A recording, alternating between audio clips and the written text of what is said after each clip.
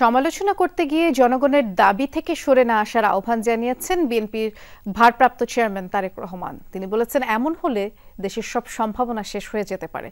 জাতীয়তাবাদী গণতান্ত্রিক আন্দোলনের ইফতার অনুষ্ঠানে ভার্চুয়ালি অংশ নিয়ে কথা বলেছেন তিনি। আরও বলেন, সংস্কারের প্রয়োজন আছে। জনগণের চাহিদা অনুযায়ী বিএনপি দায়িত্ব পেলে তা বাস্তবায়ন করবে।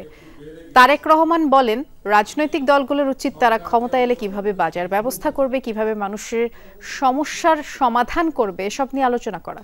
নির্বাচন সংস্কারের পাশাপাশি চিকিৎসা ব্যবস্থা নিয়েও ডিবেট হওয়া উচিত বলেও মন্তব্য করেন তারেক রহমান। এই মুহূর্তে বাংলাদেশের সবচেয়ে একটি গভীর রাজনৈতিক দলগুলো আমরা আন্দোলন সংগ্রাম করেছি দেশের মানুষকে মুক্ত করার জন্য।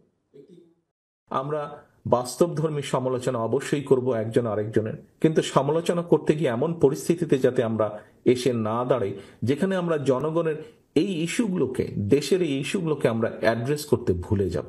আমাদের কাছে অন্য কিছু মুখ্য হয়ে যাবে, এগুলো গৌণ হয়ে যাবে।